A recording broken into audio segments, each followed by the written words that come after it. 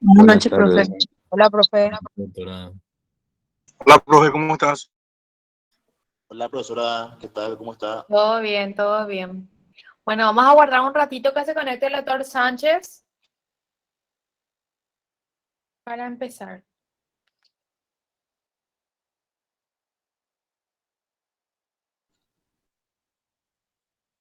Buenas noches, muy bien. Ahí está el doctor. Yo querría que el delegado me dijera si estamos por lo menos más del 50% unidos al grupo para comenzar. 107 personas estamos, doctor. Perdón. 107 personas ahora mismo. Ok. Porque veo que se están uniendo varias personas. Y me gustaría que la mayoría, por lo menos, escuchen el desarrollo de nuestra clase. Ya enseguida comenzamos. Me Excelente, doctor. avisa el delegado, quiero que me avises. Y en 5 minutos, doctor, sin problema. Sí.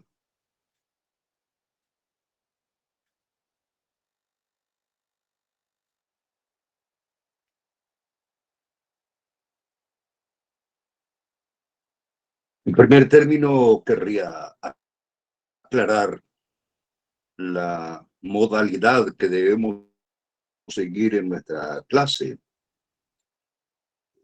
Vamos a dar un tiempo para que la profesora Shirley desarrolle los temas y luego vamos a dar un tiempo para que se formulen las preguntas, para no interrumpir el desarrollo armónico de la clase. Eso querría poner bien en claro. Tomen nota de las preguntas que pudieran o que querrían formular, pero no interrumpan. Y cuando un compañero o una compañera formula la pregunta, no interrumpir la respuesta o no interrumpir al que formula la pregunta. Sí, es en primer término una aclaración importante. La siguiente aclaración, yo no quiero hablar con las fotos, quiero hablar con ustedes. Pongan la imagen de ustedes. No la veo a Verónica, ni a Miguel, ni etcétera. Pongan la imagen de ustedes. O si no, hablamos con la fotografía. Eso es una regla de urbanidad.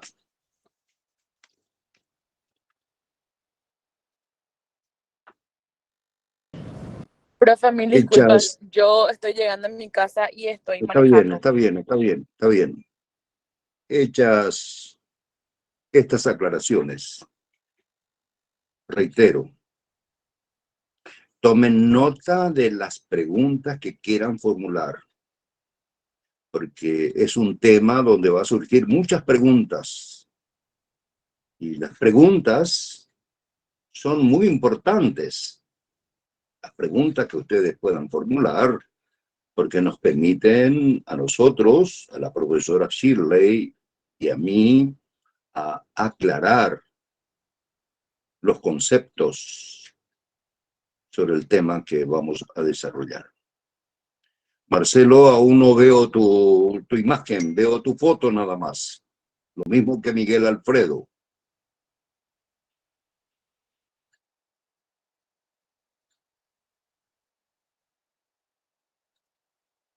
¿Eso qué quiere decir?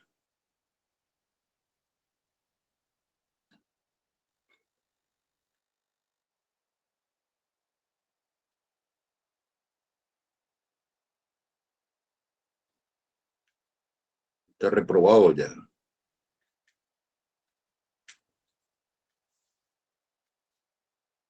¿Cómo no van a tener si el sistema nos permite esta comunicación? No van a tener la imagen.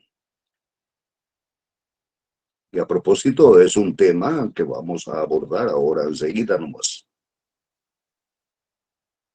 Bueno, estamos todos, se aclaró la cuestión, tomen nota de las preguntas que quieran formular. Aún no le veo a Ana Lía, ni a Miguel Alfredo, ni ahora sí a Nelly. Pongan su imagen, prendan el monitor pertinente para que yo pueda verlos o verlas. Doctor, ¿qué tal? Yo estoy en el tráfico ahora, por eso no voy a estar pudiendo prender la cámara. Profesora Shirley, ¿me están escuchando bien? Sí, profesor. Sí. Profesor. Profesor, muy bien, claramente. Ok, gracias.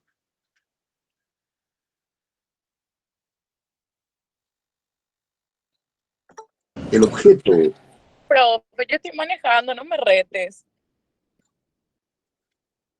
Yo también, profe, estoy manejando, estoy saliendo de mi trabajo. Ok, está bien.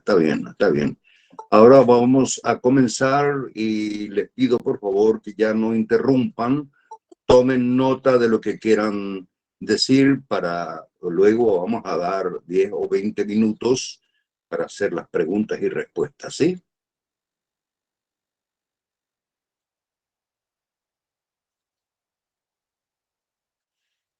La pretensión mía en esta cátedra es estimularles a ustedes para que estudien el derecho penal. Ese es el objetivo. Para que sean buenos profesionales el día de mañana si es que se dedican a la jurisdicción penal. Ese es el objetivo.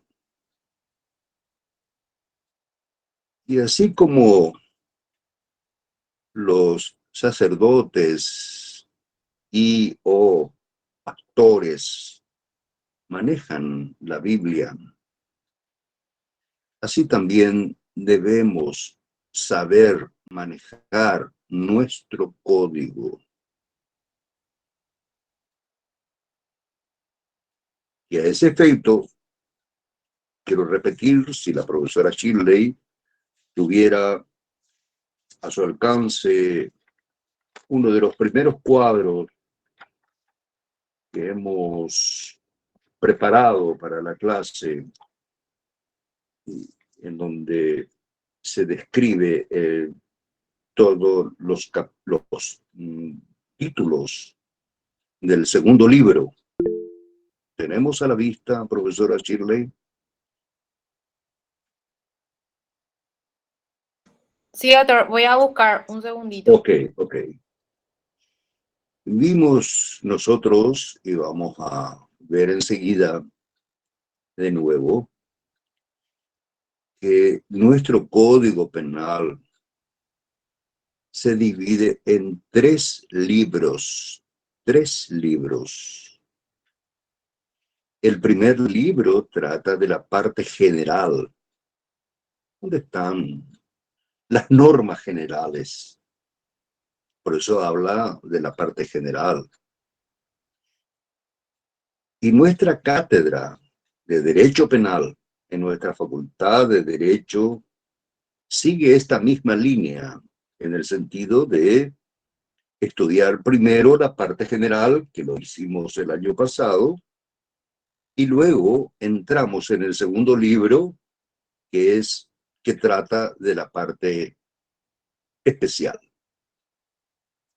que es nuestra materia. Y por último, el libro tercero de las disposiciones finales. A nosotros lo que nos interesa en esta cátedra, en esta cátedra de la segunda parte, es obviamente el segundo libro, la parte especial. Y entonces ya hemos visto nosotros, y ahí ustedes tienen a la vista el título primero, hecho punible contra la persona. Ahí vimos varios tipos penales. Comenzaba contra la vida, contra la integridad física, contra la exposición de determinada persona a un peligro de su vida o de su integridad. Hemos visto también los hechos punibles contra la libertad, así como los hechos punibles contra la autonomía sexual, los hechos punibles contra los niños y adolescentes, los hechos punibles contra el ámbito de vida y la intimidad de las personas. Y concluimos este título, el primero que ustedes están viendo allá, hechos punibles contra, no, el anterior.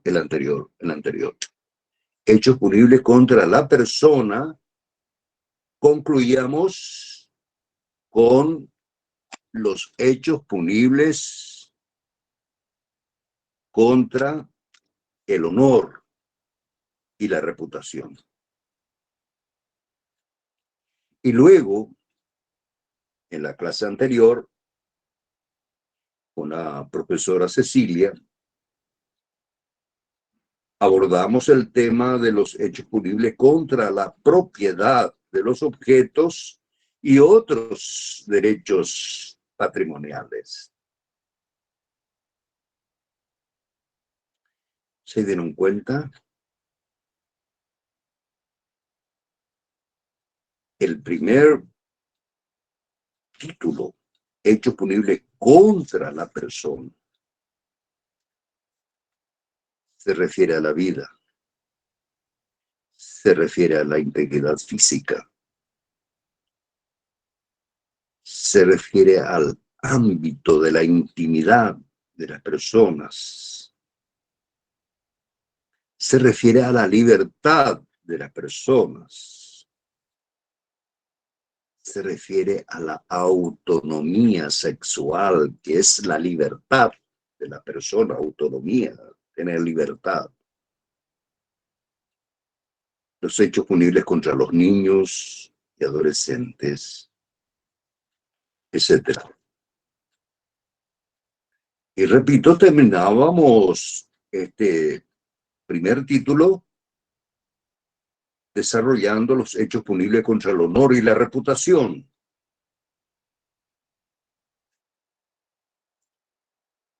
Calumnia, injuria,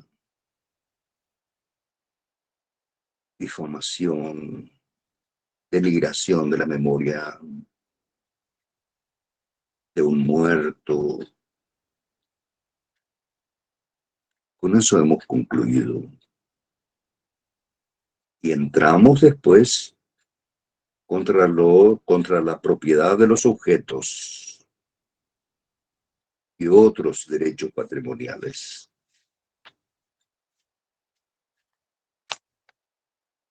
Aquí quiero hacer una aclaración importante. Si tuvieran ustedes a la vista, no le veo a Joshua Emir. ¿Dónde está?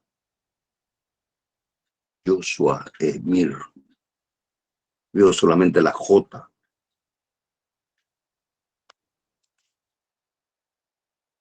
Le estoy pidiendo a Joshua Emir que me ponga su imagen.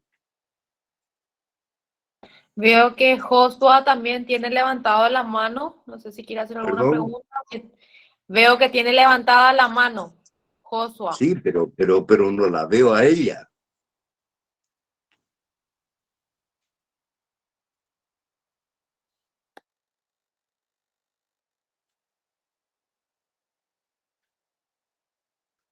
Bueno.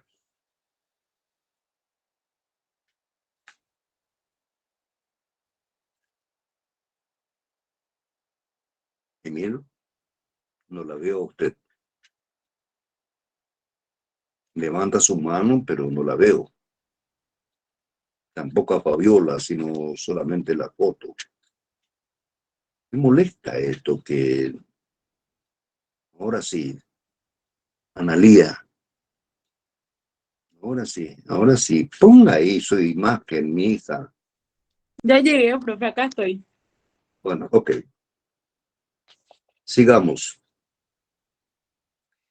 Dijimos que con la profesora Cecilia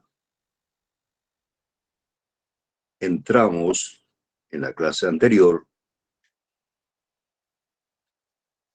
al otro título de nuestro código, que se trata de los hechos punibles contra los bienes de las personas. Y aquí vienen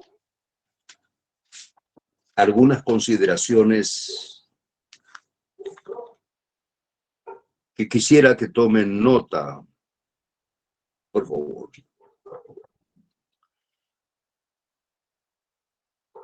Porque lo que voy a decir son temas relacionados al examen. Por ejemplo,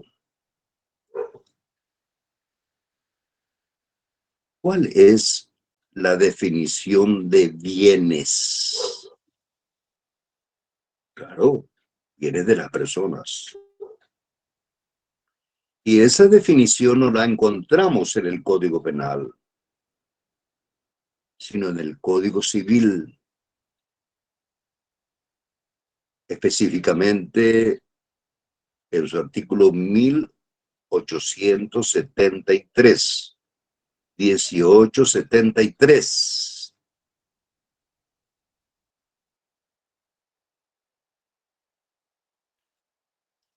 Y allí nos dice que los objetos, pero quiero que se fijen bien en esta palabra, inmateriales,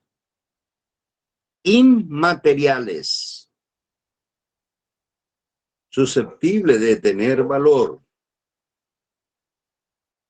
inmateriales, susceptible de tener valor. E igualmente las cosas materiales se llaman bienes. Entonces, si la pregunta de la profesora Shirley o la profesora Cecilia o cualquier otro profesor que integra la mesa examinadora nos dice, ¿y qué son los bienes? Porque vamos a tratar de este tema en este título 2 de los hechos punibles contra los bienes de las personas. ¿Y qué son los bienes? Y respondamos con propiedad. Y digamos, por tanto, que los bienes son los objetos inmateriales, susceptibles de tener valor. Los objetos inmateriales que no tienen valor no son bienes.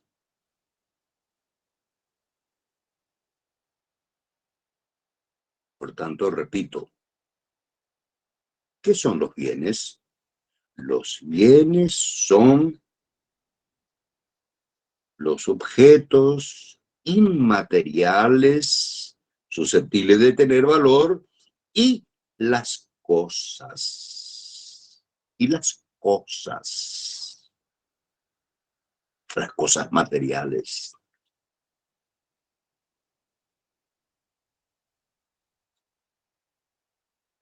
Por tanto, repito, el conjunto de estos bienes materiales o inmateriales con las deudas, con las cargas que gravan el bien en cuestión constituye el patrimonio de las personas.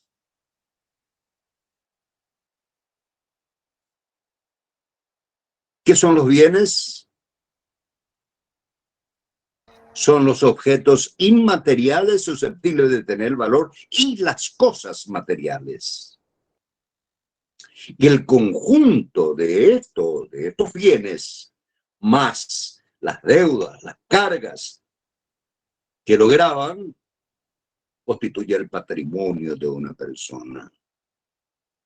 Es que de estas dos cosas vamos a tratar en esta lección. Hechos punibles contra los bienes y hechos punibles contra el patrimonio de las personas. Y para entender esta lección, pues obviamente que tenemos que entender qué se trata, qué es o qué son los bienes y qué son los patrimonios. Por tanto, en esta lección, en este título, mejor dicho, en este título, porque vamos a abarcar varios, este título se refiere a las conductas típicas que atentan, que lesionan los bienes de la persona, tanto los bienes tangibles como intangibles. Eso estudiamos en derechos reales. A Fabiola, que la veo que se está sonriendo mucho y tomando su jugo, le pregunto concretamente a ella, sí, Perdón, a profe, estoy ella, llegando a a mi ella le casa y mi pregunta, hijo me a ella le saludó. pregunto, a ella le pregunto, ¿cuáles son ejemplos de bienes tangibles? ¿Qué quiere decir la palabra tangibles? Perdón, profe, no estaba prestando atención porque llegué recién a mi casa y mi hijo me estaba saludando, por eso No nomás. te preocupes. ¿Qué son los bienes tangibles? Los bienes tocables, los bienes materiales. Este cigarrillo es un bien tangible, este bolígrafo es un bien tangible.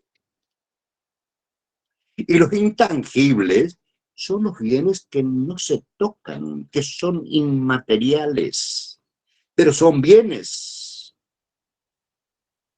como los derechos, que vamos a ver enseguida. Hecha esta introducción, que repito, tomen nota, definición de bienes.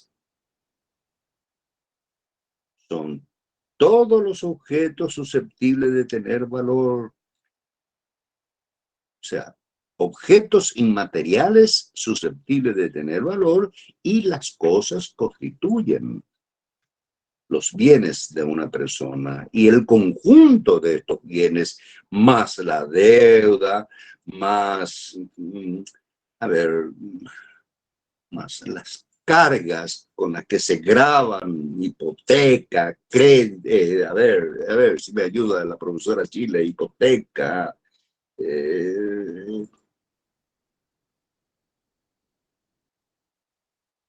una deuda, Sí. préstamo, etcétera, que se graban sobre esos bienes constituyen el patrimonio de las personas. Y precisamente de estos dos temas, de estos dos temas nos ocupamos enseguida, pero ya con la profesora Cecilia se ocuparon ustedes de la primera parte de los hechos punibles contra los bienes. Ahora nosotros vamos a ocuparnos de los otros derechos patrimoniales, que son intangibles, que no se tocan, que no se ven, pero son bienes. Y así vamos a comenzar, y le doy la palabra a la profesora Shirley para que concretamente se aboque al tema relacionado a los tipos penales de los hechos punibles contra otros derechos patrimoniales, que comienza con el artículo 173. Adelante, profesora Shirley. Muchas gracias, profesor. Bueno, buenas noches para todos. Hoy vamos a desarrollar la lección número 8, ¿sí? Del contenido programático, que se denomina Hechos punibles contra otros derechos patrimoniales. En la lección anterior, con la autora Cecilia, tuvieron que haber desarrollado toda la que es la parte de robo agravado, hurto agravado y demás. Hoy vamos a hablar también sobre otros hechos punibles contra los bienes de las personas. Como mencionó ya el doctor Sánchez, los bienes incluyen las cosas, ¿verdad? Que serían las cosas materiales, ¿verdad? Que según el Código Civil, y también los bienes inmateriales. A ver, no sé si ven mi pantalla. Ya se ve, doctora. Ok. Dice, Voy a tratar de agrandar un poquito más. Bueno, el primer artículo, vamos a tratar de avanzar un poco rápido porque es un poco largo, ¿sí? El primer artículo es el artículo 173, que habla de la sustracción de energía eléctrica. Voy a tratar de resumir porque si leo todo va a ser muy largo y de repente no nos va a dar el tiempo, ¿verdad? Pero este tipo penal lo que hace es castigar a aquella persona que, lesionando el derecho de otra persona sobre una energía eléctrica, sustrajera de una instalación un dispositivo o cables y mediante un conductor no autorizado. Esta sería la conducta, por ejemplo, de las personas que hacen conexiones clandestinas, ¿sí? Que de una casa, mediante un cable que no está autorizado, sustraen energía eléctrica.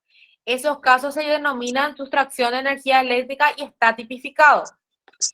Se castiga con una pena privativa de libertad de hasta 3 años o con multa. Y también se castiga la tentativa. Dice que en lo pertinente se aplicará lo dispuesto en los artículos 171 y 172, que ya vieron en la clase anterior, que habla sobre la persecución de hechos en el ámbito familiar o doméstico y también la persecución de hechos bagatelarios. ¿Qué quiere decir esto? Que estos hechos punibles, en principio, son de acción penal pública, pero depende, no sé si ustedes manejan qué es acción penal pública, creo que ya les adelanté también. Acción penal pública implica que el Ministerio Público puede perseguir de oficio, ¿sí? Pero el código da la pauta de que en estos casos se puede perseguir a instancia de víctima según lo que dice el 171 y el 172, que quiere decir que el afectado tiene que denunciar para que el Ministerio Público pueda tomar acción, ¿sí? Si tienen preguntas, escriban en el chat. Ahí veo que alguien levantó la mano, no sé. Pedro.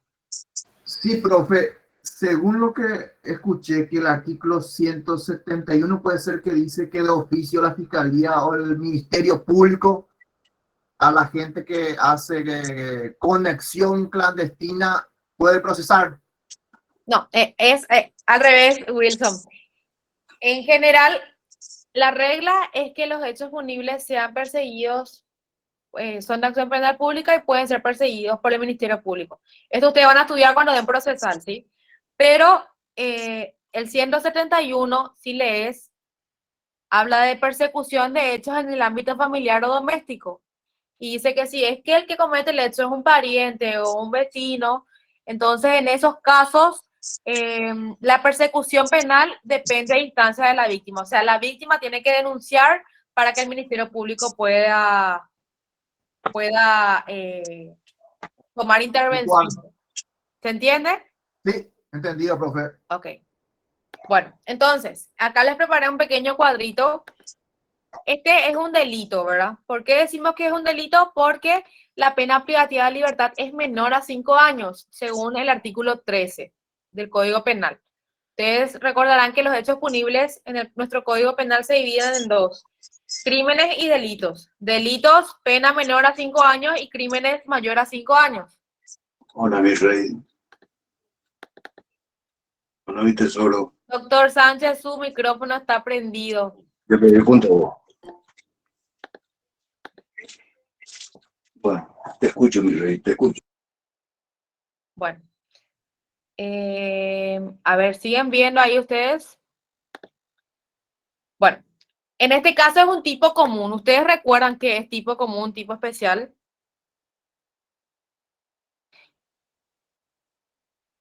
Por lo del sujeto puede ser, profe. Sí, así es, Elías. El tipo común, tipo especial se diferencia por el sujeto activo. ¿Qué quiere decir? Que cuando es un tipo común, cualquiera puede cometer el hecho. Si es un tipo especial, la propia norma otorga una cualidad que debe tener el sujeto para que la conducta se considere típica. Este es un tipo común. ¿Por qué? Porque cualquiera puede cometer el hecho, ¿sí? Puede cometer Elías, puedo cometer yo. No hay necesidad de que tengamos una condición especial porque la norma no dice eso. ¿Cómo ustedes se van a dar cuenta que es un tipo común? Porque acá generalmente los tipos comunes dicen acá enfrente el que, ¿sí? O dice quién. Entonces, eso implica que cualquiera puede cometer el hecho. Bueno, y es un tipo doloso, porque se castiga solamente la conducta dolosa, y también se castiga la tentativa. Este es el 173. Edu Vigis, Buenas noches, doctora. buenas noches.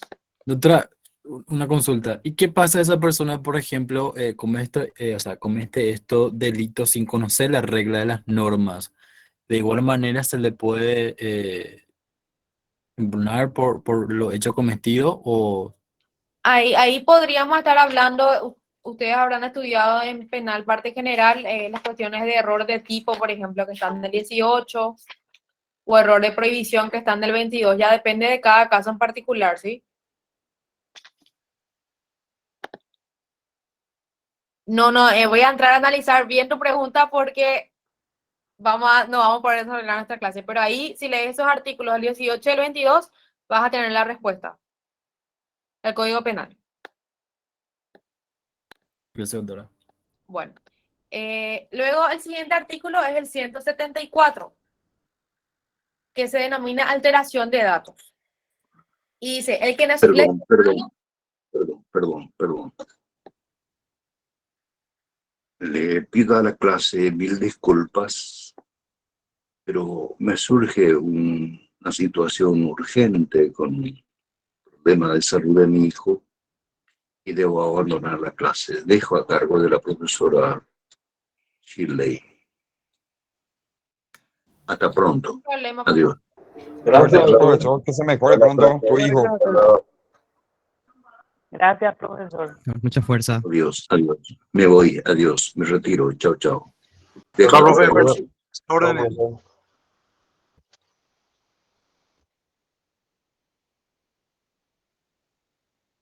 Bueno, entonces, ¿en qué quedamos? Bueno, alteración de datos.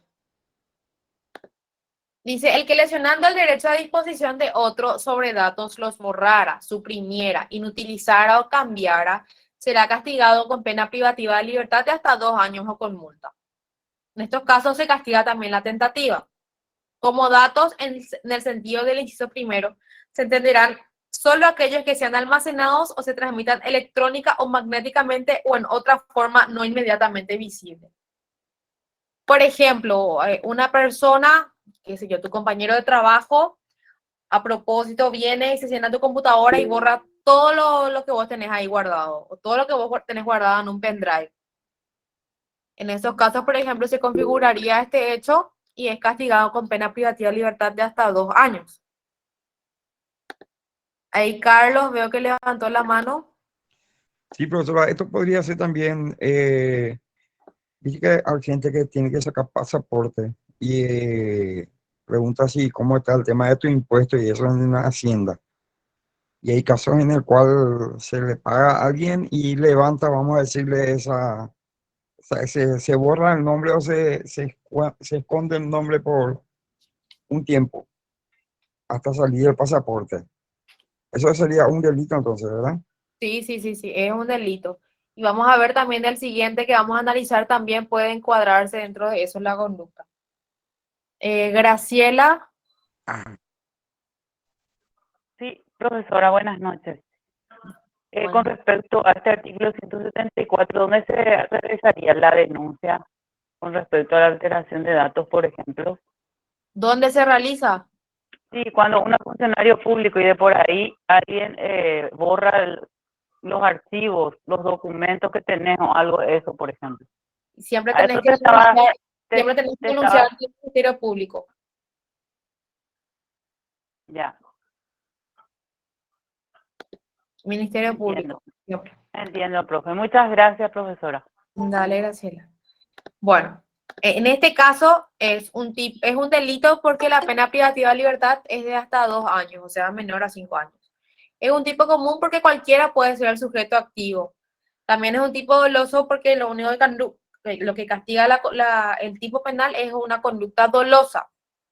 O sea, no implica, por ejemplo, que vos justo el pendrive de tu compañero se te mojó por accidente y se te descompuso. Si fue un accidente es culposa, no se castiga la conducta, ¿sí? Tiene que ser dolosa, tiene que ser con intención. Y también se castiga la tentativa. A ver. Esto implica, el tema de alteración de datos implica borrar, suprimir, inutilizar o cambiar, ¿sí? Esos 4 presupuestos: borrar, suprimir, inutilizar o cambiar datos. Ahí veo Graciela otra vez que levantó la mano. Sí, de manera aclarar nomás un poquito, profe.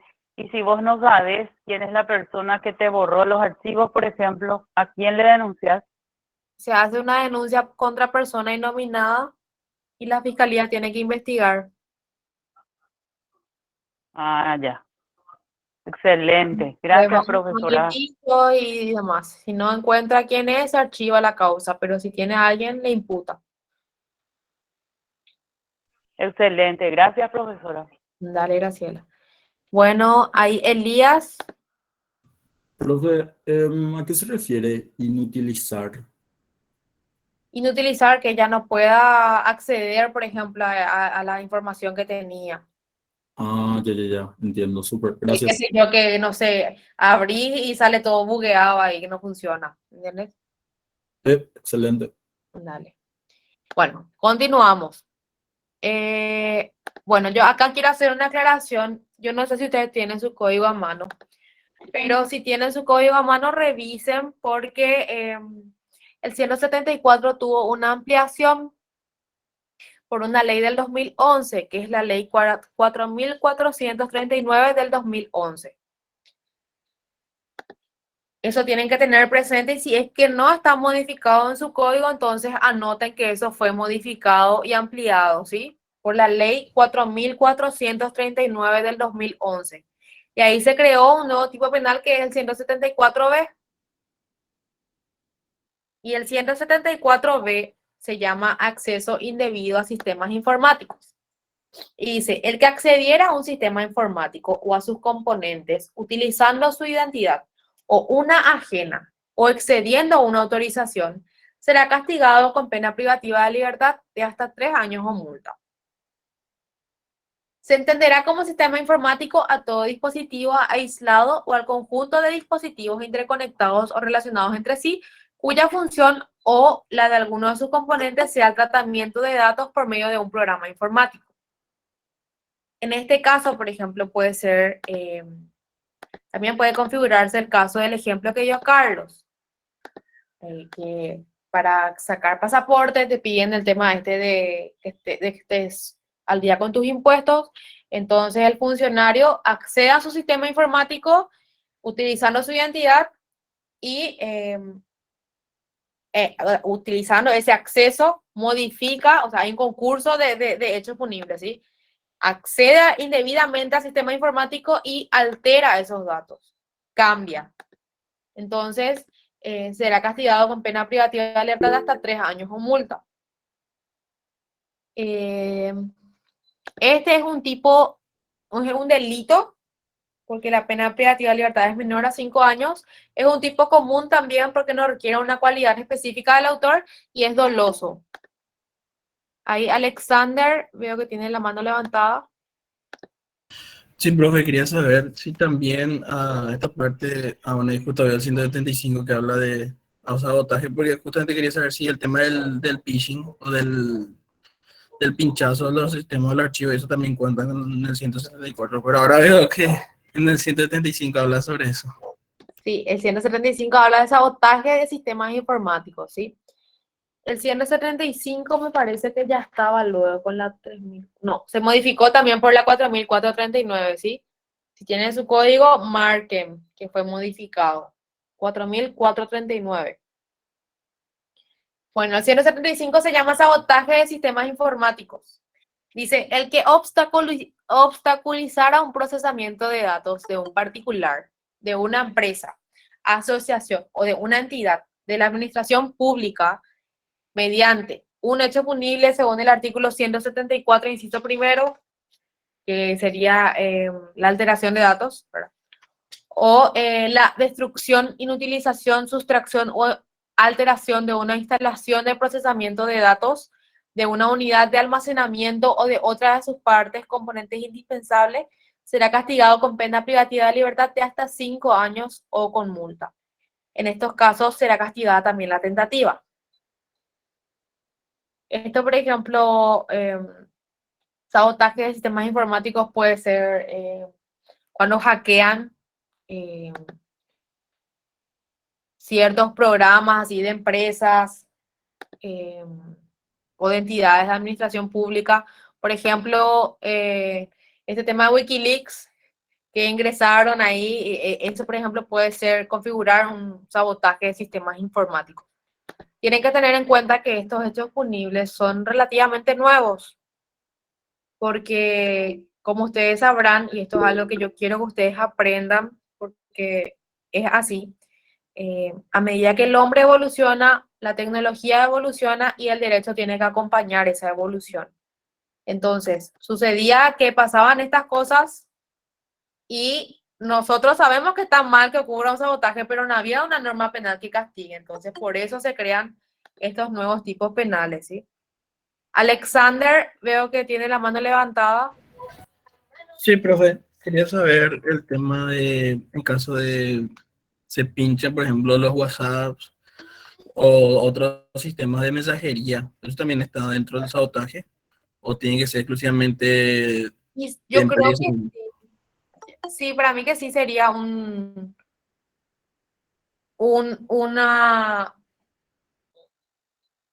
sabotaje del sistema informático porque estás utilizando los datos de un particular. Entonces, sí, pues está sustrayendo, para mí sí, sí sería un sabotaje. Ese ocurre mucho, pero mira que no es pues tan clara la norma en ese sentido.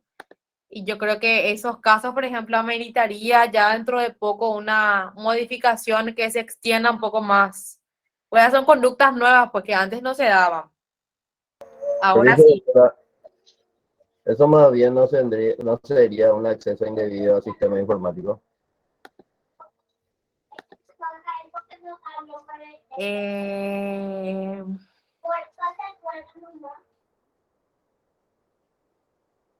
Puede ser también, puede ser, depende, pero igual me parece medio forzado. Si yo soy defensora, te voy a decir que no es típica la conducta. Me parece que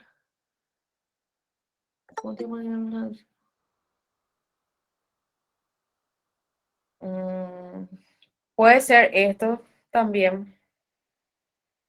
Porque ahí vos estás ingresando para utilizar el perfil de otra persona. Sí, puede ser también. Puede ser que sea más bien este que sabotaje, pero como te digo, a ver, el derecho hay que analizar bien porque no sé si va a ser tan típica la conducta atendiendo a que, viste que dice acceder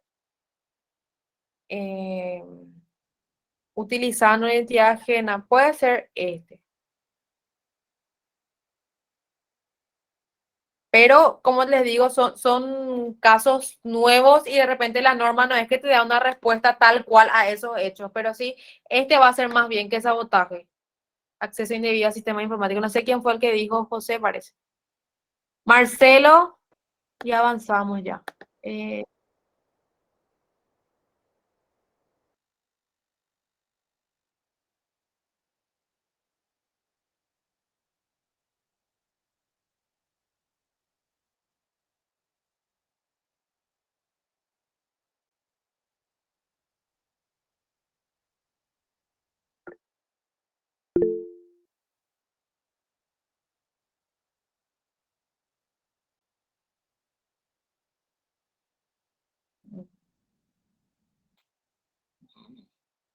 Puede ser también.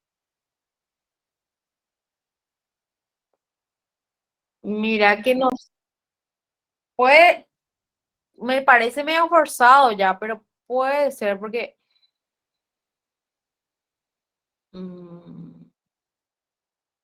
sí, puede ser. Puede ser también acceso individual, en el caso de que usen una cuenta de otra persona para... Puede ser también. Incluso podríamos estar hablando ya después de cuando vean estafa en la clase siguiente, ahí también incluso sobre eso puede encuadrarse, ¿verdad? Que ya vi discusiones sobre el tema.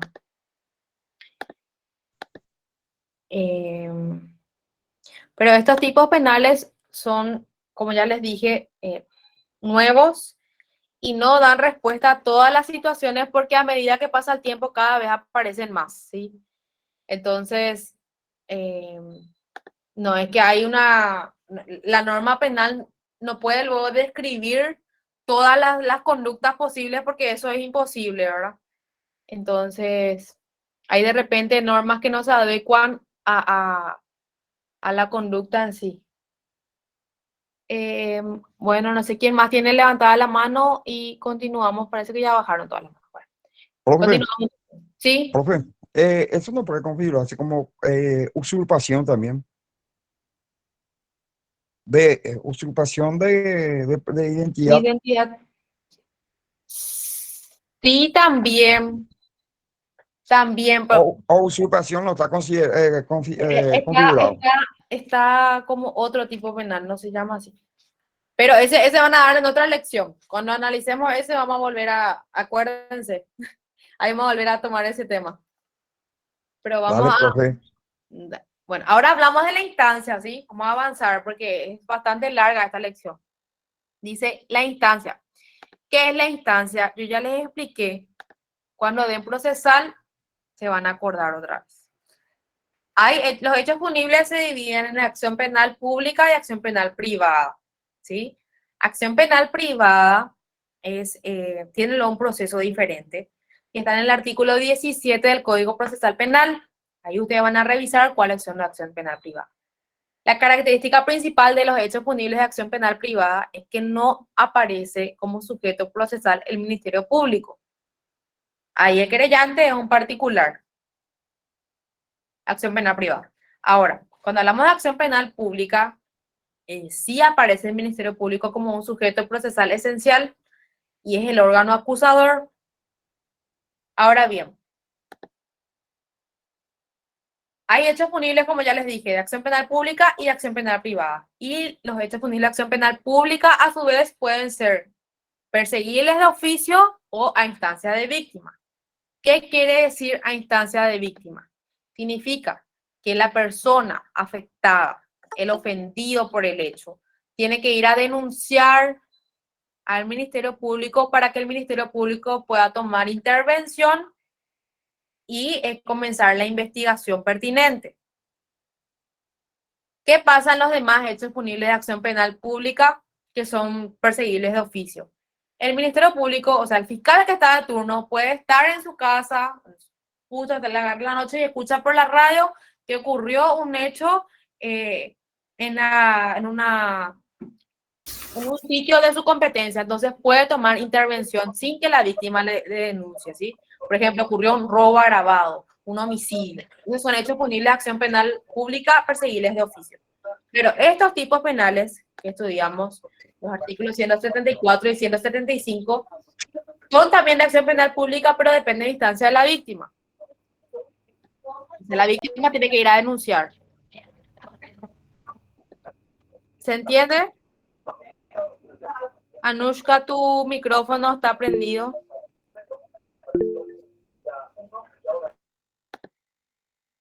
Liliana. Profe, ¿podría dar un ejemplo? La acción penal pública y privada. Sí, profe. Acción penal pública, por ejemplo, es homicidio, robo agravado, hurto agravado. La mayoría de los tipos penales del Código Penal. Los que no son de acción penal privada, perdón, los que no son de acción penal pública, así de oficio, dicen luego así, que depende de instancia de la víctima. Así lo dice el artículo. Y los que son de acción penal privada luego están en el artículo 17 del Código Procesal Penal.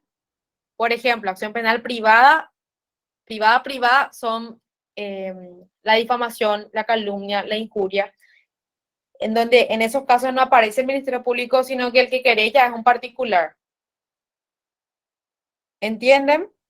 Sí, profe, gracias. Dale. Esto van a estudiar bien cuando den procesal, ¿sí? Pero como aparece en las lecciones, tengo que explicarles y espero que hayan entendido. Bueno, ahora empezamos con otro tema. Hablamos ya del tema informático, ¿verdad? Ahora vamos a hablar de obstrucción al resarcimiento por daños en accidente de tránsito. Del clásico que fulanito le choca a sultanita y se escapa. Bueno, ese es un hecho punible. Dice, el que como involucrado en un accidente de tránsito se ausentara del lugar antes de haber comunicado en favor de los demás involucrados o perjudicados el estar involucrado y mediante su presencia haberles dado la posibilidad de constatar sus señas, los datos de su vehículo y la naturaleza de su participación en el accidente, o que haya esperado ahí un tiempo prudencial en el lugar sin hallar a alguien dispuesto a estas constataciones, será castigado con pena privativa de libertad de hasta 3 años o con multa. Dice que la misma pena se aplicará cuando, luego del tiempo de espera señalado en el numeral 2, o sea que es un tiempo prudencial, o en forma injustificada o no reprochable, el involucrado se haya ausentado del lugar y no haya posibilitado posteriormente y en tiempo oportuno las constataciones indicadas en el inciso anterior. Entonces se aplica también la misma pena, ¿verdad? Este es el caso clásico de una persona, va manejando, choca a otro vehículo y se manda a mudar, ¿sí? Entonces, comete un hecho punible que es obstrucción al resarcimiento por daños en accidentes de tránsito. ¿Qué tiene que hacer la persona? Tiene que tratar de esperar ahí un tiempo prudencial. Y ahí te van a decir, ¿qué es tiempo prudencial? Para mí, tiempo prudencial es 15 minutos, 20, bueno. Eso ya la norma no dice, ¿verdad? Pero ponerle, no sé, 20 minutos. Esperar ahí a ver si alguien, dejar un papelito con tus señas, ¿sí? Fulanito de tal, para que se pueda comunicar contigo, ya que vos fuiste el responsable del accidente, ¿sí? Entonces, ahora bien, dice, el deber de posibilitar posteriormente las constataciones, o sea, los datos del responsable, será cumplido cuando el involucrado haya comunicado a los afectados o a un puesto policial cercano haber estado involucrado en el accidente, su dirección y paradero, los datos y el paradero de su vehículo, Eso, por ejemplo, cuando dejan la notita sobre el parabrisas, que eso vi varias veces ya en Twitter que pasó, dejan sus datos, que te choqué y me dice, te dejo acá mis datos para poder comunicarnos. Entonces, en ese caso, se considera que cumplió y no es típica la conducta, ¿sí? O cuando deja sus datos ahí en la policía, el de la jurisdicción del lugar donde ocurrió el hecho, ¿sí? Entonces, si la persona afectada se va y denuncia y dicen, ah, sí, vino ya antes y dejó sus datos. Entonces, ahí ya no se configura tampoco la conducta. O haya esperado ahí y dejado su vehículo a disposición para las constataciones inmediatas por un tiempo razonable. Ahora, las exigencias del inciso tercero, o sea, de dar sus datos, no se tendrán por satisfechas cuando el autor, mediante su conducta, haya intencionalmente frustrado las constataciones. Por ejemplo, vi también en Twitter la vez pasada de un muchacho que se bajó a hacer una notita y después había sido la notita, decía, perdón, te choqué, pero tenía que dejarte mis datos porque me estaban mirando. Adiós. No le dejó su nombre, no le dejó su número de celular, no le dejó nada. Entonces, en ese caso, los datos que dejó no son ningunos datos, entonces no se considera como que cumplió con lo que dice el inciso tercero, ¿sí? Ahora, se entiende por involucrado a toda persona que cuya conducta haya podido influir en la causa del accidente, ¿sí? Entienden este tipo penal, ¿verdad? Es sencillo. O sea, una persona causa un accidente de tránsito, obviamente lo que causa son solamente daños materiales. Si es que hay involucrada, o sea, está involucrada una persona, ahí ya estaríamos hablando de lesión culposa, y ese sí ya es otro tipo penal que está en el 117, creo, que ya estudiamos también. Bueno, este es también un delito, es un tipo común, es doloso en el sentido de que, no en el sentido de causar el accidente, sino doloso en el sentido de no dejar, de obstruir el resarcimiento, ¿sí? Es entonces un tipo doloso. Ahí Absalón veo que alzó la mano.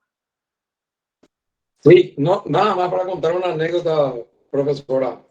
El profesor Encina Marín una vez tuvo un accidente y no se pudo quedar para resarcir los daños y dejar sus datos. Entonces publicó en el diario. En el diario publicó todos sus datos y los datos del auto involucrado con el cual él se accidentó y para evitar este tipo de situaciones. Te quería comentar nomás. Muy buena tu aclaración, Absalón. Y como siento que el doctor Sánchez no haya escuchado, porque el doctor Encina Marín era su maestro. Y así Sí, como sí. yo soy su auxiliar, él era auxiliar del doctor Encina Marín. Le voy a comentar mañana esta anécdota que contaste. Dale, doctora. Él era un gran maestro de la facultad, el doctor Encina Marín era una eminencia. Y imagínense su nivel no sé, una persona muy elevada intelectualmente y éticamente también. Imagínense el extremo al que llegó de publicar en el diario para hacerse responsable, ¿sí? Y en el caso del doctor Encina Marín, totalmente luego se cumple lo que dice acá el inciso tercero, ¿sí? Bueno, entonces pasamos al siguiente tipo penal, que es frustración de la ejecución individual. Dice, el que amenazado por la ejecución de una sentencia firme dirigida contra él. Primera pregunta, ¿qué es sentencia firme? Sentencia definitiva.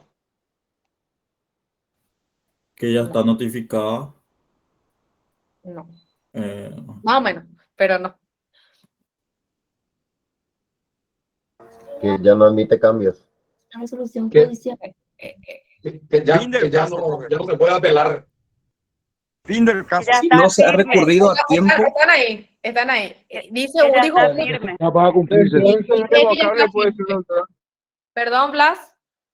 Sentencia irrevocable puede ser.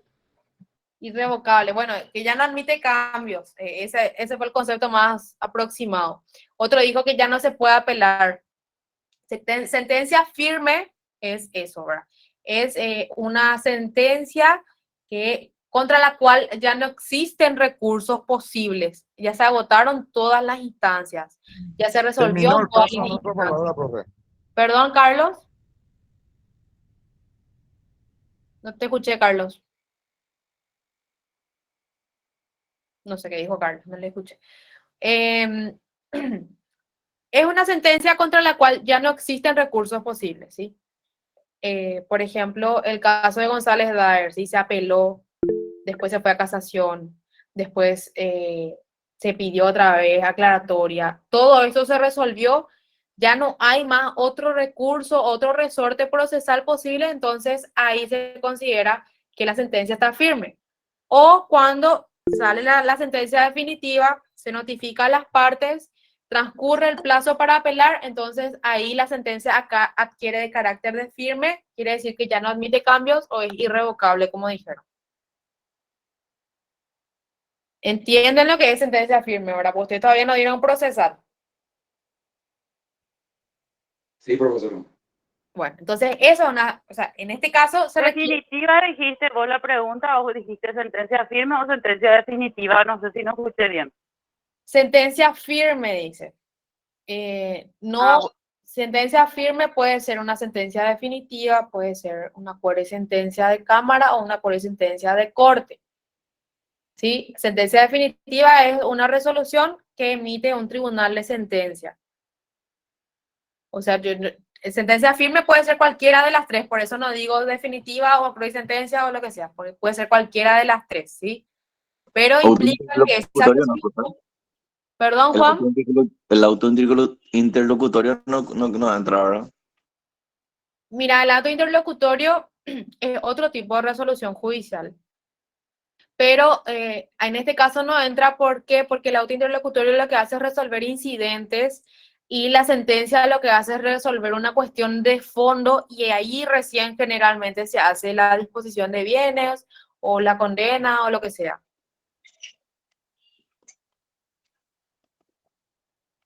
No sé si entendiste, Juan. Sí, entendí. Gracias, profe. Bueno, dice, el que amenazado por la ejecución de una sentencia firme dirigida contra él, removiera u ocultara parte de su patrimonio con la intención de frustrar la satisfacción del acreedor, será castigado con pena privativa de libertad de hasta 2 años o con multa.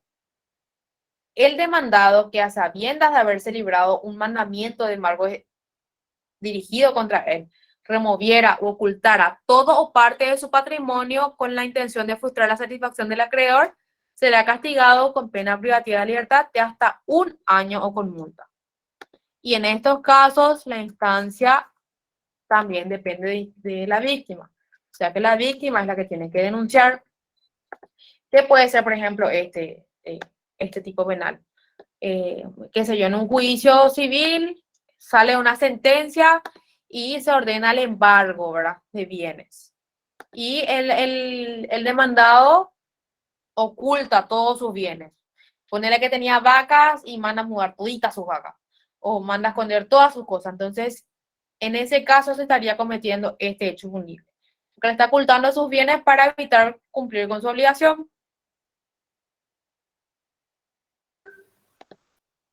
¿Entienden? Creo que es bastante claro. Bueno, pasamos al 178. Daniel Cardoso Rojas. Sí, buenas noches, profe, ¿qué tal? Eso que mencionaste recién, o sea, sería el prestanombre. No. O sea, no sé si me expliqué bien. Sí, Dice sí, que ponerle sí, ahí, no. ¿sí? Puede ser en el sentido de que vos tratás de ocultar así tu Así mismo, patrimonio, porque ¿verdad? mucho ocurre eso. Sí, ocurre. Entonces cuenta también como, Sí, porque vos estás ocultando parte de tu patrimonio para frustrar el derecho ese del acreedor, ¿sí? ya Entonces entiendo. puede ser. Vale, gracias, profe. Dale. Bueno, conducta conducente a la quiebra, 178. Dice, el que fundara o ampliara una empresa con una base de capital, este está muy chico, vamos a andar.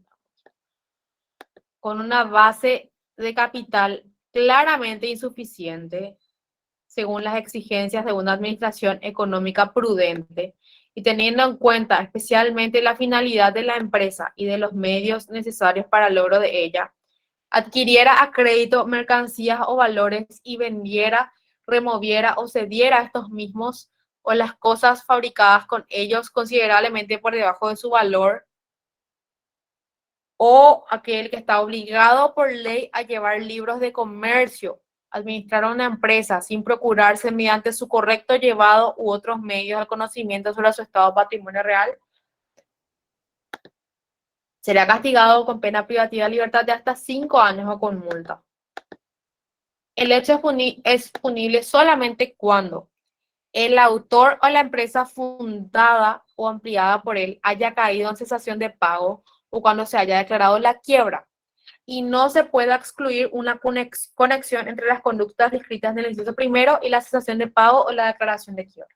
O sea, ¿qué es lo que castiga esto? Esto está muy ligado con la parte de quiebras, que creo que ustedes todavía no tuvieron, ¿verdad? Quiebras. Creo que es... Todavía no, doctora. Bueno, cuando den quiebras van a volver a estudiar seguro este tipo penal. Este sería el caso, por ejemplo, de un empresario que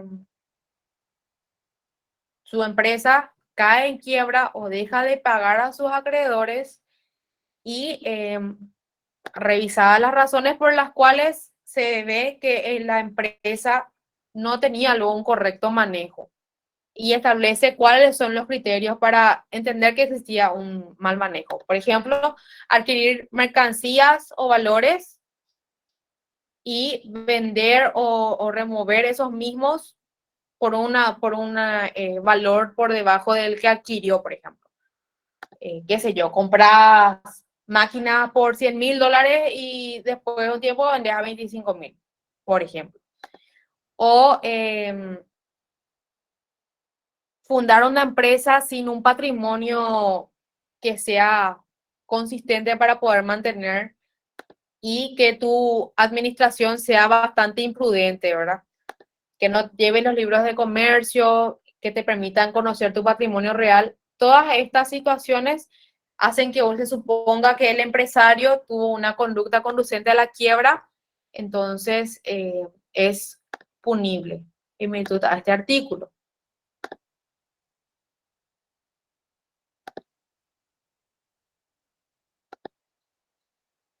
Ahora bien, parecido a este es la conducta indebida en situaciones de crisis.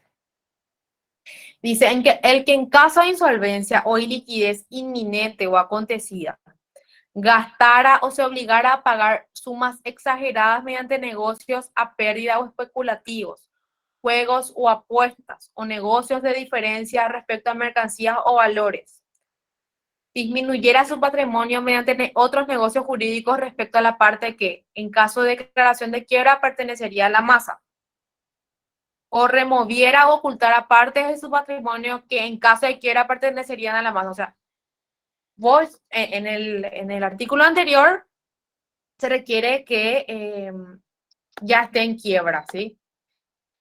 En este artículo está en peligro inminente de caer en quiebra. Todavía no está en quiebra ¿se entiende? En este caso es en peligro inminente de caer en quiebra y comienza la persona a disponer de sus bienes.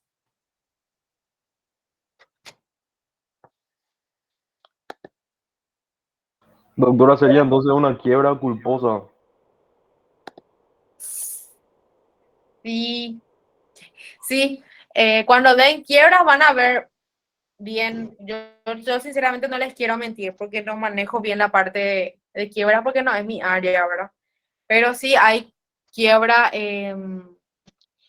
no sé si culposa, pero hay situaciones en las que se evalúa si la actuación es tipo demasiado extrema ya en el sentido de muy irresponsable, entonces en ese caso sería esto, conducta Profesora. de quiebra. ¿Sí? Profesora, Sí, ahora está muy de moda crear una empresa y luego solicitar un trabajo al Estado y y luego declara concurso de acreedores, declara quiebra y se quedan con el dinero.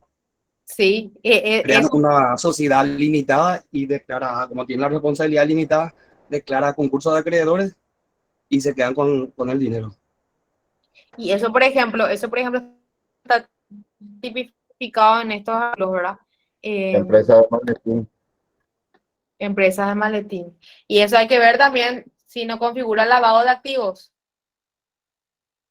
que van a ver en la clase siguiente, que es lo que antes se denominaba lavado de dinero, ahora se denomina lavado de activos.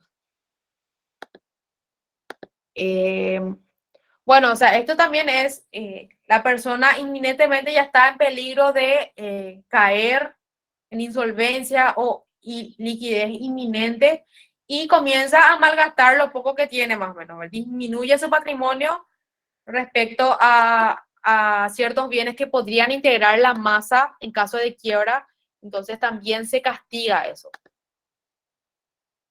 No sé quién levantó la mano porque no me aparece. Bueno, en este caso también es castigado hasta 5 años o con multa. Y Permiso, doctora. sí, En ese caso no se hace una convocatoria de acreedores. claro, pero ¿qué pasa? Vos haces la convocatoria de acreedores para ver a quién le vas a pagar primero, ¿verdad? Pero ¿con qué le vas a pagar? Con tus bienes. Y si el autor de este hecho ya comienza a disponer antes de que sea la convocatoria de acreedores, entonces se configura este tipo penal. No sé si me entendés, José. Sí, doctora. Se castiga ya la mala fe del deudor, que sabe que va a caer en insolvencia, que va a tener que pagar convocatoria de acreedores y prefiere, en vez de responder por sus responsabilidades, malgastar, qué sé yo, se va al casino y gasta todo lo último que tiene porque ya sabe ya que va a caer en insolvencia. ¿Entienden? Sí, doctora.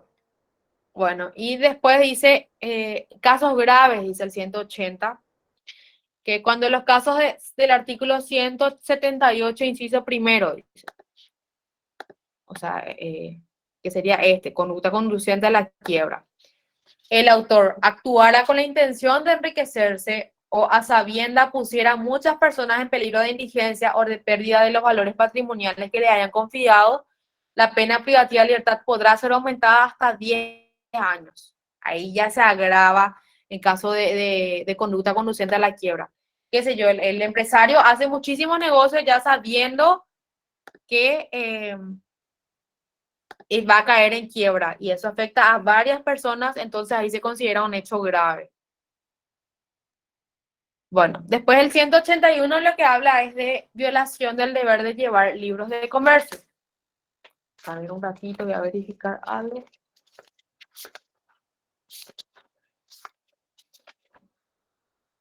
Esto fue modificado por la ley 3440/08, ¿sí? 181 y 182. Bueno, dice, el que omitiera llevar los libros de comercio que le obliga la ley, o los llevara o alterara de tal manera que esto dificulte conocer su real estado patrimonial, y antes del término del plazo legal para la guarda removiera, ocultara, destruyera o dañara libros u otros papeles de comercio que la ley le obliga a llevar, o en contra de la ley elaborara balances de tal manera que esto dificultara conocer su estado patrimonial real, o omitiera elaborar el balance de su patrimonio o alimentar en el plazo establecido por ley, será castigado con pena privativa de libertad de hasta 5 años o con multa. Dice también, en este caso, en el inciso segundo, se castiga también en los casos del inciso primero, numeral 1, que sería omitir llevar libros de comercio, o alterarlos o llevarlos mal. Y 3, que elaborara balances de una manera dificultosa. En esos casos también se castiga la conducta culposa. Y se disminuye la pena hasta 1 año, ¿sí? Y se aplica también, se lo dispuesto en el 178, inciso segundo, que es cuando el hecho es punible. que haya caído, qué sé yo, cuando el autor o la empresa fundada o ampliada por él haya caído. O sea, solamente es punible en caso de que esto implique esa conducta de omitir llevar correctamente sus libros de comercio, impliquen que incumplió con sus responsabilidades, ¿sí? O que incumplió con sus responsabilidades como deudor. Entonces, en esos casos, recién va a ser punible. ¿Qué quiere decir esto? La ley, el Código Civil exige en la parte, cuando den sociedades y demás, van a ver que exige que las empresas y demás lleven, mercantil lo van a dar, lleven libros de comercio, ¿sí? Esto es súper amplio. Y ahí establece todos los requisitos que tienen que tener los libros de comercio. Si es que vos llevas dolosamente o culposamente tu libro de comercio de una forma en la cual es imposible conocer tu estado patrimonial real, entonces ahí se castiga esta conducta. Doctora, tienen que llevar un libro diario y un inventario. Así es, Aldo. Hay distintos tipos de libros, hay diario, el inventario y después, yo la verdad no manejo bien, pero los que son contadores, los que son, los que están en la parte mercantil y demás manejan bien el tema. Pero así, libro diario, libro inventario, todo eso tiene que llevar, tiene que estar actualizado, tiene que estar hecho de tal manera que facilite el control por parte de un tercero. Bueno, el 182 dice favorecimiento de acreedores. El que conociendo su iliquidez otorgara a un acreedor una garantía o cumpliera una obligación no exigible o no exigible en esa forma o tiempo, y así intencionalmente o a sabiendas le favoreciera en perjuicio de los demás acreedores, será castigado con pena privativa de libertad de hasta 2 años o con multa. En estos casos será castigada también la tentativa. Y en lo pertinente se aplicará también lo dispuesto en el artículo 178, inciso segundo. O sea, que en caso de que haya causado un perjuicio a otros terceros, nomás se aplica este tipo penal. Bueno, por ejemplo, favorecimiento de acreedores. No sé si acá, seguro que alguien vio la novela Betty la Fea. ¿Alguien vio o es ya muy del viejazo? Sí, profe. Bueno, vi, y hay una parte en donde en la novela, para el protagonista, ¿verdad? Don Armando sabía que su empresa iba a caer en quiebra. Entonces, para protegerse, lo que hace es hipoteca, vamos a decir, toda su empresa a nombre de otro deudor, ¿sí? Entonces, hace eso sabiendas de que iba a caer en quiebra y para evitar que le causen perjuicio enorme, entonces hipoteca todos los bienes a nombre de otro acreedor, ¿entienden? Entonces, cuando cae efectivamente en quiebra, ese acreedor lo que hace es ejecutar su hipoteca, entonces se queda con todos los bienes y le perjudica a todos los demás deudores. Eso fue lo que pasó ahí y es un tipo penal, que es favorecimiento de acreedores. Ahí don Armando lo que hizo fue favorecerle a Betty como una acreedora, en perjuicio de los demás acreedores. ¿Entienden? Sí, profe. Sí, profe. Entendido. O sea, Sí, salvaguardar profe, sus bienes con una persona con su confianza. Perdón, Carlos, no te escuché bien. Salvaguardó sus bienes, ¿verdad? Con una Sí. persona de confianza. Así es, así es. Profesora, una consulta. Sí, Oscar. Eso vendría a ser también como si fuese que yo, siendo que mi empresa se va a ir a la quiebra, yo vendo mis acciones como ocurrió en Mocipar. No. No, porque acá lo que hace es que vos le tenés que favorecer a un acreedor. O sea, vos sabés que la empresa va a caer en quiebra y ahí lo que haces es tipo dar, por ejemplo, vos lo que haces es tipo dar una garantía, hipotecas, qué sé yo, el local de la empresa a una cierta persona, entonces los demás acreedores se van a quedar sin bienes.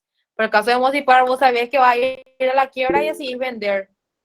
No sé si es punible porque es tipo un manejo comercial y la persona que compra también tiene que tener cierta experiencia para disponer su patrimonio y comprar algo, ¿verdad? Pero si los que compran son todos prestanombres, ¿cómo quedaría configurado eso? Y ahí hay que ver este tema de estafa, lavado de dinero, todos estos hechos punibles contra el patrimonio. Depende de cada caso en particular y todos estos tipos penales ustedes ven que son muy parecidos. Entonces, para poder darte una respuesta, tengo que ver así el caso y bien especificado y de acuerdo a eso poder encuadrar. Que todos son muy parecidos. Una Profesora, cosita cambia y ya es uno u otro. profesora, y eso ocurrió con los bancos, nada más, banco alemán y todas esas cosas que desaparecieron todo. Eso era lesión de confianza. Esa fue lesión de confianza.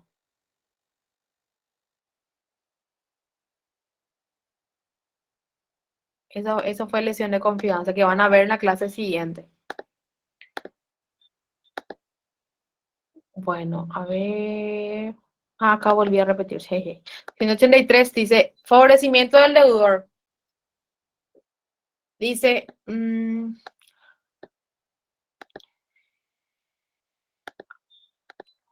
el que con el consentimiento del deudor o en su favor, conociendo su inminente cesación del pago o después de la cesación del pago, o sea, ya sabe que va a dejar de pagarle o ya dejó luego de pagarle o ya está en una convocatoria de acreedores, removiera o en contra de las exigencias de una administración económica prudente, destruyera, dañara o inutilizara parte del patrimonio que, en caso de producirse el concordato, pertenecería a la masa, será castigado con pena privativa de libertad de hasta 5 años o con multa. Dice, con la misma pena será castigada al que, una vez declarada la quiebra, obrará en la forma señalada del inciso primero, respecto a una parte del patrimonio que pertenece a la masa. O sea, a ver. En este caso, el sujeto activo ya sabe que va a dejar de pagar o ya dejó luego de pagar y dice, el que con el consentimiento del deudor o en su favor, qué sé yo, por ejemplo, sabes ya que vas a dejar de pagarle a todos tus acreedores, o ya dejaste luego de pagarle, o ya estás luego en convocatoria de acreedores, que fue el caso que me dijeron. Y ahí en ese caso vos inutilizás parte del patrimonio o qué sé yo, destruís bienes que podían ser parte de la masa de la convocatoria de acreedores, entonces también se considera una conducta punible, ¿verdad? También se castiga la tentativa. Y si es que el autor hace eso con la intención de enriquecerse o a sabiendas pusiera a muchas personas en peligro de indigencia o de pérdida de los valores patrimoniales que le hayan confiado, o sea, caso de los bancos y eso, o financieras o lo que sea. En esos casos es un agravante y la pena puede ser aumentada hasta 10 años. Y en esos casos solamente es punible cuando el autor efectivamente haya dejado de responder por sus obligaciones, ¿sí? Haya dejado de pagar o en caso de convocatoria de acreedores o cuando ya sea declarada la quiebra. Estos tipos penales son muy específicos y cuando den estas lecciones de quiebra y demás van a poder comprender mejor porque es un poco complicado porque hay pequeñas diferencias entre uno y otro. Bueno, ahora pasamos a otro tema que es esta lección es muy larga, que es el 184A. Tienen que fijarse en el código que tienen, porque en la ley 3440 se modificó, se creó luego más o menos un título del capítulo, ¿dónde está? 184. Sí, se creó un capítulo se creó, se llama Hechos punibles contra el derecho de autor y los derechos conexos. Y esto fue modificado por la ley 3440. Dice, el que sin autorización del titular de un derecho de autor y derechos conexos reproduzca total o parcialmente en forma permanente o temporal obras protegidas, introduzca al país, almacene, distribuya, venda, alquile, ponga a disposición del público o ponga de cualquier otra manera en circulación copias de obras protegidas, comunique públicamente, total o parcialmente, en forma permanente o temporal, obras protegidas mediante reproducciones no autorizadas, retransmita una emisión de radiodifusión, se atribuya falsamente la condición de titular originario derivado de una obra protegida, en todo o en parte, con la intención de ejercer los derechos que tal condición otorga, será castigado con pena privativa de libertad de hasta 5 años o con multa. Por ejemplo, qué sé yo, el tema de los CDs y eso, ¿verdad? O ahora que hay este tema de las plataformas que reproducen videos, o sea, películas y demás, sin autorización, porque ustedes saben lo que es el copyright, que es el derecho que tienen los autores o los dueños de un producto, ¿verdad? Que a través del copyright lo que impide es que se reproduzca eso de forma indiscriminada. Entonces, este tipo penal lo que hace es proteger, por ejemplo, los CDs. Antes, ¿verdad? Que el autor de una música lanza su CD y eso se difumina mediante CDs falsificados, ¿verdad? Entonces, eso lo que hace es perjudicar al autor porque deja de percibir un monto de dinero que le corresponde por su trabajo. Antes también estaban los cassettes. No sé. Los cassettes también antes, sí. Y siempre, ven, a medida que avanza la tecnología, avanza también la forma de delinquir.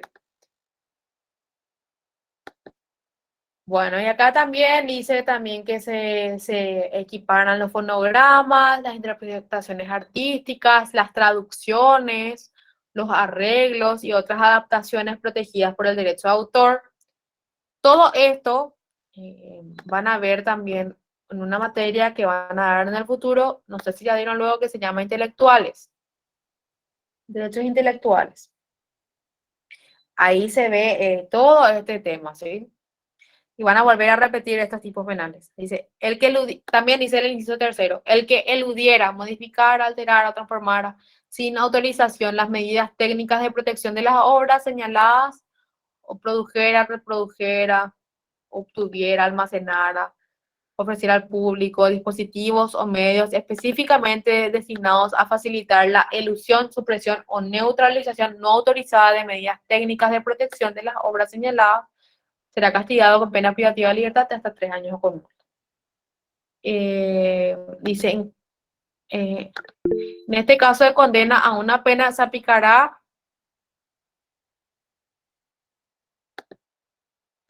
la publicación de la sentencia. Marcelo, ¿tenés una pregunta?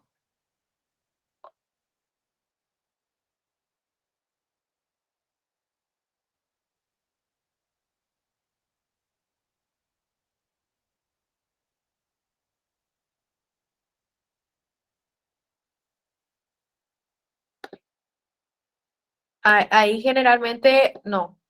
Generalmente no. Eso van a ver cuando den intelectual. Lo que tiene es justamente ahora que analizamos tantas cosas, que tiene el derecho penal es que recoge cuestiones que son de todos los fueros. ¿Por qué? Porque hay O sea, de todos los fueros, de todas las especialidades, porque siempre, qué sé yo, en intelectuales, en este caso vimos también civil, en la parte de quiebras, hay conductas que ya son muy graves y que no se pueden solucionar en ese foro. Entonces, ahí lo que hace el derecho penal es recoger esas conductas, las más graves, y les da una pena privativa de libertad. Cuando ustedes vean, intelectuales, ahí les va a explicar bien que cuando es con fines educativos, entonces no se suele considerar, ¿verdad? Pero hay también otra vez algunas ciertas excepciones. Hay que preguntarle a un profe de intelectuales. Bueno, y acá es violación de los derechos de marca. Esto era derechos de autor y derechos conexos, ¿sí? ¿Qué sé yo? Autor es la persona que intelectualmente crea una obra, por ejemplo, un libro, este libro, por ejemplo, ¿sí? El autor. Entonces tiene derechos esa persona porque es un producto de su intelectualidad. Entonces tiene derechos. Ahora, marca es distinto. Dice, el que falsifique, adultere o imite fraudulentamente una marca registrada en los mismos productos o servicios protegidos o similares, o tengan depósito, ponga en venta, venda o se preste a vender o a hacer circular productos o servicios con marca falsificada, adulterada o fraudulentamente imitada, será castigado con pena privativa de libertad de hasta 5 años. Tuvimos, por ejemplo, un caso en tribunales que se encontraron termos de la marca Stanislao, ¿verdad? No era esta ley.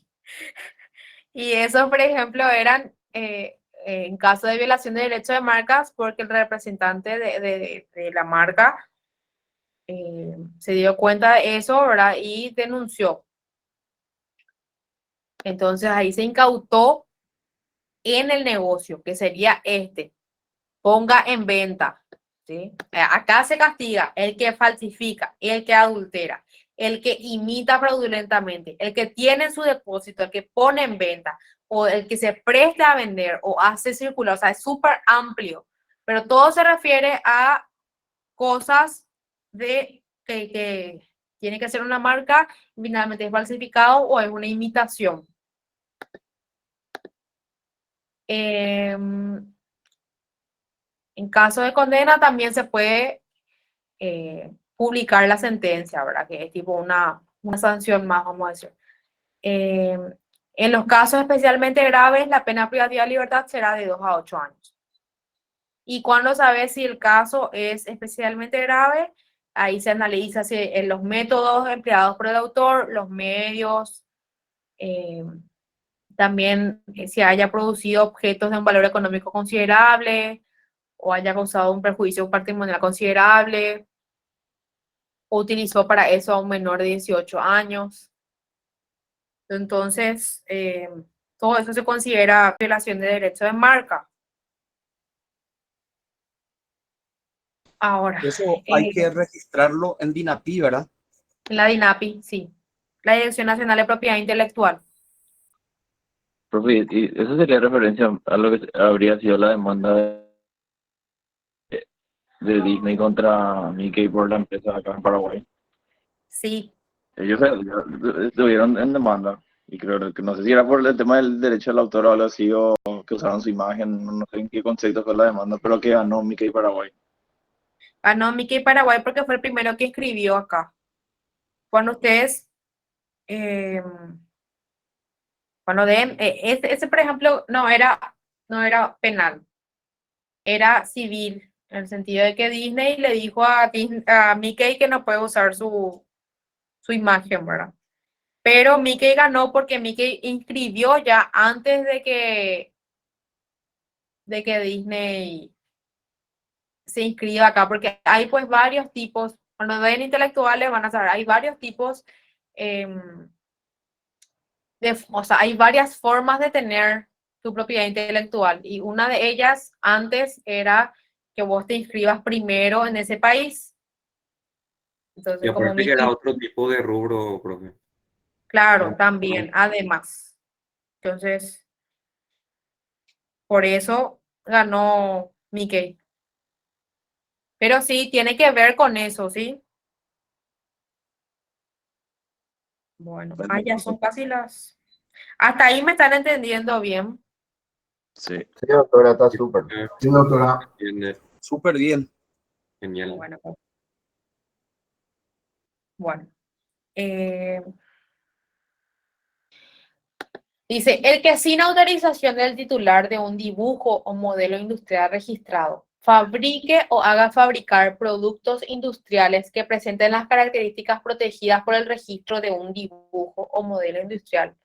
O lo mismo, tengan depósito, pongan venda o se preste a vender o hacer circular productos de cualquier otro modo comercio y productos industriales que presenten las características protegidas por el registro de un dibujo, será castigado con pena privativa de libertad hasta 5 años. Bueno, ¿qué quiere decir dibujo y modelo industrial?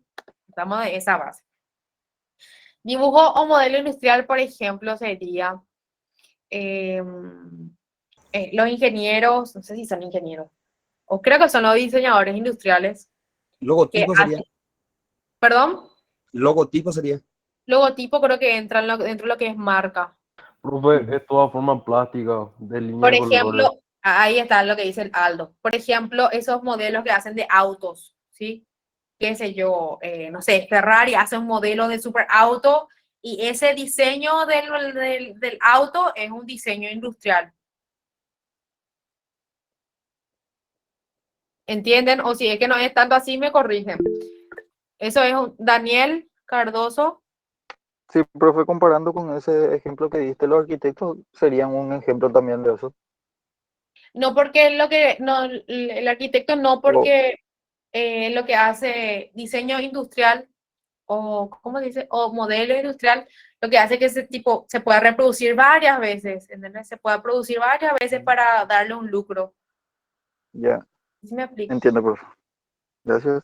Sí, doctor. Profe, y tipo los vestidos y las ropas y eso, puede ser. Sí, puede ser también, porque eso ya es un diseño, pues. Pero vos, para que vos tengas derecho sobre esos diseños, tenés que registrar. Entonces, imagínense que yo soy un funcionario, no sé, de Tesla y hago un supermodelo de auto y registro eso a nombre de Tesla, ¿verdad? Y se filtra eso y había sido Ferrari, reprodujo todos los modelos que ya Tesla registró que iba a fabricar. Entonces, ahí se produce una violación de derechos de modelos industriales. Y es lo mismo que el caso anterior, se castiga de 2 a 8 años y se castiga también si es que es especialmente grave y también se castiga la tentativa. Ahí veo que Daniel tiene levantada la mano, o Marcelo parece que tiene.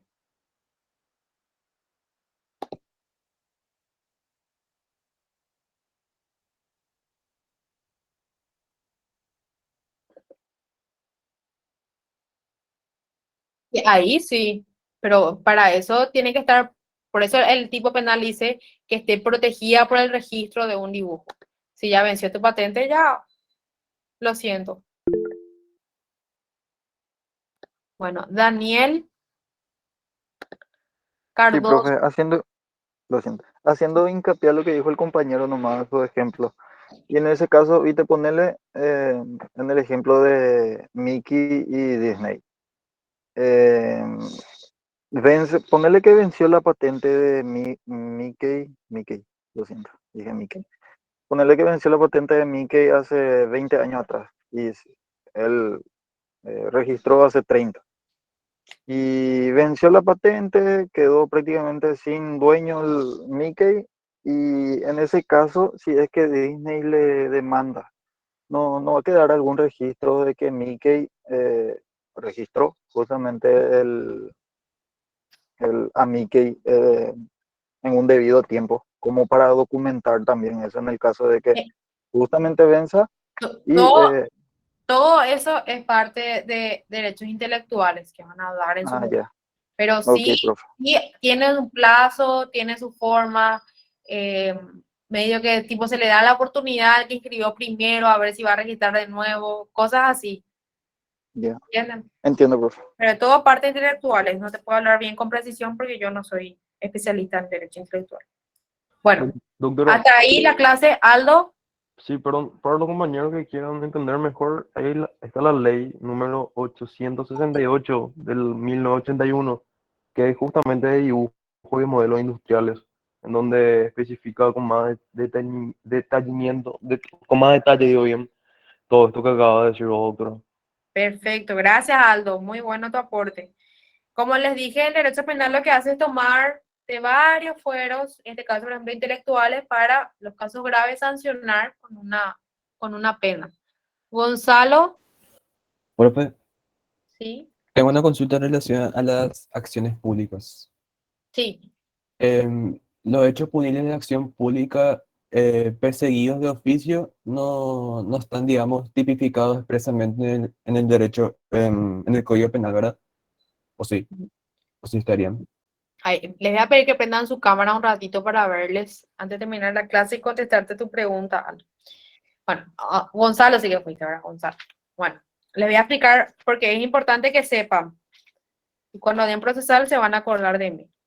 Bueno, por ejemplo, nosotros ya vimos el 105, ¿sí? Estos últimos minutos de las clases vamos a aprovechar para aclarar esto. Hechos punibles pueden ser acción penal pública, acción penal privada. Acción penal pública se divide otra vez, que son de oficio e instancia de parte. ¿Qué quiere decir instancia de parte? Que yo, víctima, me voy y denuncio ante el Ministerio Público. Y ahí toma intervención el Ministerio Público. ¿Sí? ¿Qué quiere decir de oficio? Que no es necesario que la víctima vaya a denunciar. El Ministerio Público, si se entera por cualquier medio que ocurrió un hecho punible de acción penal pública que perseguirle de oficio, entonces ahí puede actuar. Bueno, ¿cuáles son los hechos punibles de acción penal pública perseguidos de oficio? La gran mayoría, ¿sí? Si es que tu artículo no te dice, como por ejemplo nos decía lo que vimos hoy, que es perseguible a instancia de víctima, si tu artículo no te dice eso y tampoco está en el 17 del Código Procesal Penal, entonces tu hecho punible es de acción penal pública perseguible de oficio.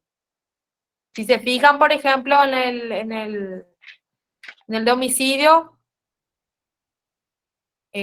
no dice que sea a instancia de víctima, ¿sí?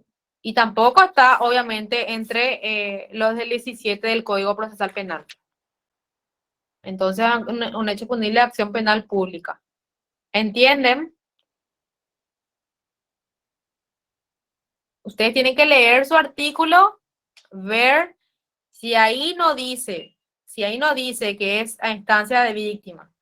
Y si tampoco está en el Código Procesal Penal en el artículo 17, quiere decir que el hecho punible es de acción penal pública. Y entonces el Ministerio Público puede perseguir eso de oficio, incluso sin que la víctima denuncie. Bueno, no sé si...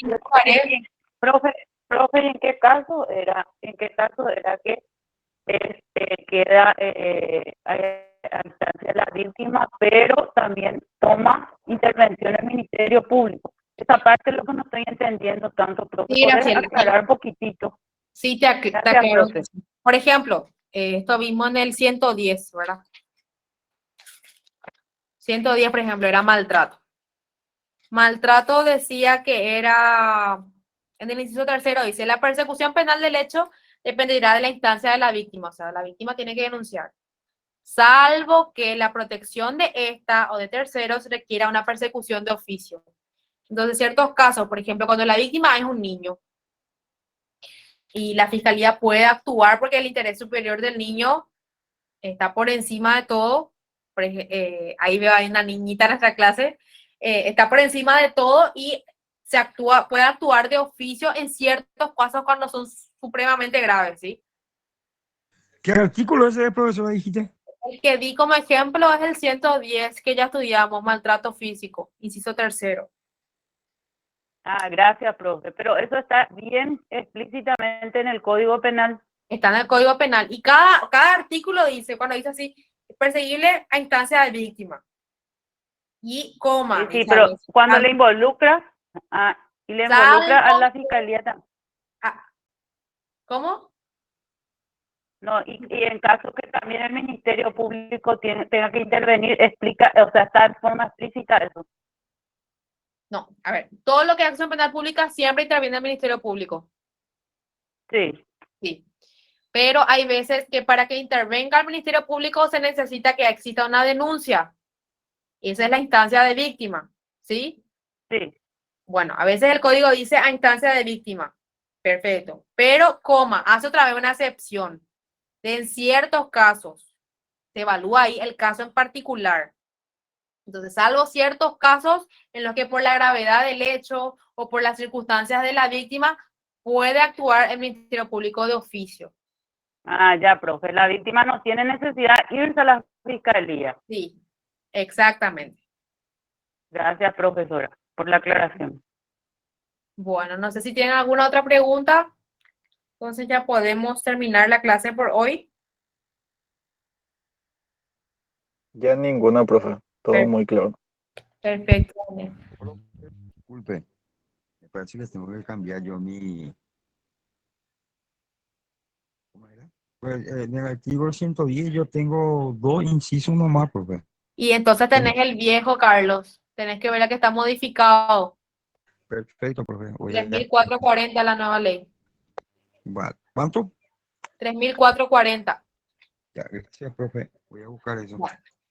Bueno, estamos entonces, Eduvigis, antes de Gracias, profesora. Sí, El jueves va a ser presencial la clase, ¿verdad? tengo que hablar con la doctora Cecilia, pero entiendo que sí, porque van a tener con ella. Sí, hay un taller de casuística. Ella ya les comentó, bueno, no sé cómo quedó eso al final. Pero les va a confirmar seguro la doctora Cecilia en estos días. Gracias, doctora. Dale. Dale. Doctora, Gracias, buenas profesora. noches. Nos vemos. Profe, excelente la clase. Muchas gracias, profe. Gracias, profe. Buenas noches. José. Buenas noches, profe. Buenas noches. Gracias, profe. Dale. Profe, ¿te puedo hacer una consultita? Sí, no sé quién habla, quién habla. Pero sí, nosotros en penal 1 podíamos rendir con el código penal, no sé si con el profesor se puede también. Voy a hablar con el doctor porque si es casuística, yo creo que sí es prudente que rindan con el código abierto. Dale, gracias, profe. Dale, Liliana. Buena acotación de la compañera, cierto, el profe, nosotros siempre, todos los exámenes rendíamos con el Código Penal. Sí, a mí me parece también mejor porque en la vida profesional pues siempre van a tener su código a mano. Sí, profe, por favor, sí. No, pero voy a Puedes- hablar, yo no les quiero confirmar nada porque el doctor Sánchez es el que define todo, ¿sí? Entonces Sí, cuando profe, hable con él, gracias. ahí voy a pasarles la información pertinente. Bueno, está entonces.